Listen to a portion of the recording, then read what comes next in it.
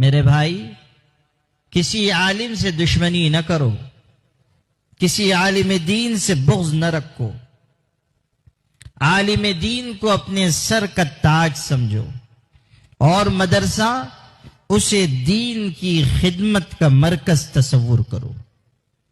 دین کا سب سے بڑا کام کہیں ہو رہا ہے مدرسے میں۔